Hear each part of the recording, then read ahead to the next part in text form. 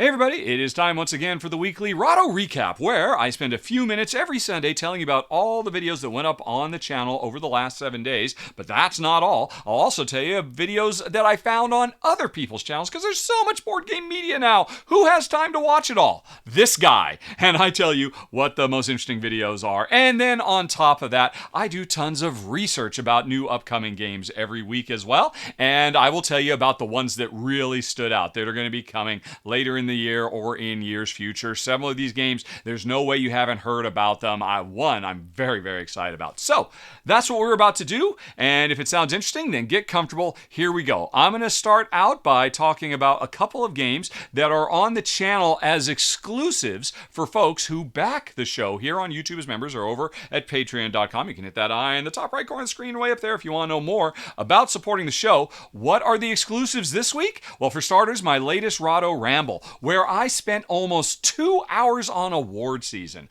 What does that mean? Well, I basically broke down all of the Dice Tower Awards for this year, all the Board Game Geek Golden Geek Awards, and the Spiel des Jahres. And let me tell you, folks, while they got a lot of things right, they got a lot of games wrong. They missed a lot of really phenomenal titles that I think are definitely deserving of Best Reprint, Best New Designer Game, Best Game Innovation, Best Expansion, Best Co-op Game, Best Two-Player Game, Best Co-op, Best Heavy Game, Best Light Game, Best Party Game. I came up with 3 of the best party games of the year.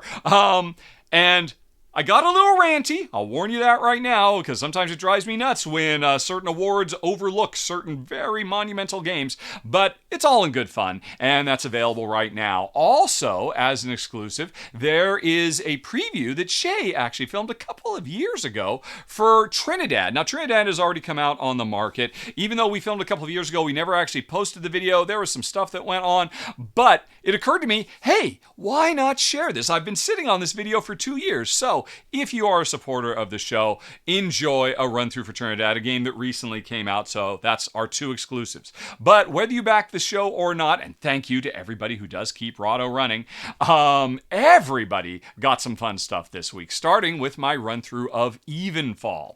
And this is a world exclusive. You can't see anything about it anywhere else. I've got one of the only copies in the world, and I'm telling you right now, folks, I find it very hard to believe this isn't going to make it into my top 3 games of the year.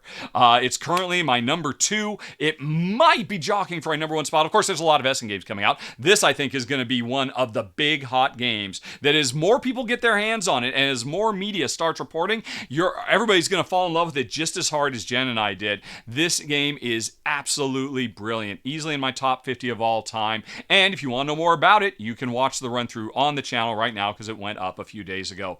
Phenomenal game. Just next gen. Absolutely amazing. Also, I did a preview for Mistwind, a real rarity, a pick up and deliver game that Jen and I actually enjoy, with one of the coolest, freshest new takes on worker placement I've seen in quite a long time from the designers of Sagrada, and with amazing production values. I mean, wait till you check this game out. You can watch that run through right now. And see, I also just yesterday, or was it today? I think it was yesterday, or maybe the day before, Sweet Mess Pastry Competition. I got an early advance copy of that. It's going to be going out to all its backers and then go to retail a little bit after that. And oh my gosh, this is such a happy story. The behind the scenes of this game were very tumultuous, and I'm very happy to be able to share that the final version of the game that's finally, after half a decade, going to be making it into people's hands, it was worth the wait. It's really, really great, and I had a fun time filming this, showing all the features of it, all the different modules and all that. Really, really neat game. The run-through for that is live now as well. In addition to full run-throughs, we also did a couple of quick Rahdo rapid reviews where I just sum up a game in just a few minutes. I did Dorf Romantic, answering the question, did this deserve to win the Spiel des Jahres? Did it? I'll tell you what I think. And also our Chaos Society, which is another one that I think is probably going to make it into my top 10 of the year. This is basically taking the card management system from Ethnos, which was a hugely popular game from a few years ago, but takes out the area control, replaces it with 6 simultaneous race tracks that we're trying to scream down with lots of special powers. phenomenal game. And so I just sum them up both really quickly in some rapid reviews. And then finally, the latest weekly Rahdo Q&A, where I answer all of your questions, folks, including what happened to the Rankening? It was a very popular series. Has it died? I'll tell you in the Q&A. As well as Jen will join me and tell you about the things that really attract her to board games. We will talk about what could possibly dethrone Pandemic. Who are the best board game designers in the world? You asked, I'll answer in this week's Q&A. Okay, and then finally, that's what's on the channel. A lot of fun stuff, but let me tell you about 3 other videos I found, starting with the latest Keeper Call from Board Game Ramblings. This is such a fantastic series from Johannes and Sunniva, where I think this is a weekly series. Yeah, it's a weekly series where they go through a bunch of new games, old games, and tell you why they are either going to keep or cull their games. Sometimes they are brutal and cutthroat and just start ripping games apart. This week is maybe a good time to start if you've never seen it before, because they found a lot of things they really loved. They didn't quite cull quite as much, but there were still a few. But as you can see, they kept Motor City. And what else did they decide to keep or cull? Folks, links for every video I'm talking about now, including these ones from other channels, are down in the show notes below, so you can go right to check them out, or wait till the end. I'll have a playlist of every single video I'm talking about, so you can just see them all in one place. And believe me, these two are so much fun to watch and such a font of knowledge and really interesting takes. I love it, and this is their best show, and I highly recommend it. Also, Ruel, a frequent contributor on the channel, did it's the return of Ruel's On the Clock series, where he uses a chess timer to play a game in super rapid fire in ways you've never seen before. This time they're doing Ticket to Ride. They finished a full game of Ticket to Ride from start to finish in under 10 minutes. And I gotta say, folks, it was literally hypnotic for me to just watch. I actually watched it at double speed, so I saw an entire game of Ticket to Ride in 5 minutes, and it was just so fascinating, and it was a real nail-biter right up to the end. So, I mean, you can't see this anywhere else. Seeing games just zip by at such incredible hyperspeed. You can see there on the corners the chess clocks that are constantly updating. Phenomenal series, one of my favorites. Ruel does a fantastic job with his latest On the Clock. And then finally, Jamie Stegmaier is back with another one of his My Favorite Mechanisms. And I gotta say, I really appreciate how Jamie, a professional board game designer, is able to talk about a game and just sum it up in a few minutes. What makes it special? What makes it stand out? What makes it unique? Not in terms of production or art, but in terms of actual gameplay. And he did it this time with My Team Wins, a part of the game I've been curious about, and I didn't really have a firm understanding. Why is everybody so hot for this game? What makes it special? Jamie will tell you why. And if you watch this, it's just a few minutes long. I think you'll find that you'll want to come back and hear what else he has to say. As a professional designer, being able to instantly summarize what makes a game special. It's fantastic. My Favorite Mechanisms with Jamie Stegmaier. Okay, folks, those are the basics. Like I said, links down in the show notes for all of those, or you can hit the playlist at the end of the video. But that is not all, because now we're going to talk about what is it? I think 5 and a half new games that I discovered that are coming soon or sometimes coming in the far future, but all sound really, really cool. Where's my button for that? Here we go. We are starting with number 5, Orleans the Plague. I thought we were done with Orleans expansions, but there is a new one coming, and I am very excited about this. There's no pictures or anything, unfortunately. I'm sure this will be at Essen Spiel, and it adds new plague-based events and a new playable token, the Plague Doctor. But what's most interesting is, as more people succumb to the plague, you end up having to throw plague-ridden people in your bag, which slows you down and clogs up your bag building, which sounds really, really cool. And I'm very excited to get some new Orleans experience. My only worry is, as somebody asked down here, and there's no answer yet, the Geek Up bits. I don't know if I can go back to pulling cardboard out of my bags. Board Game Geek, Scott Alden, please confirm that there will be new upgraded versions of the new player pieces. That's what will push it over the top for me. And I said this was, this is maybe like 5.5 because it's kind of tied. There was also the Cathedral of Orleans.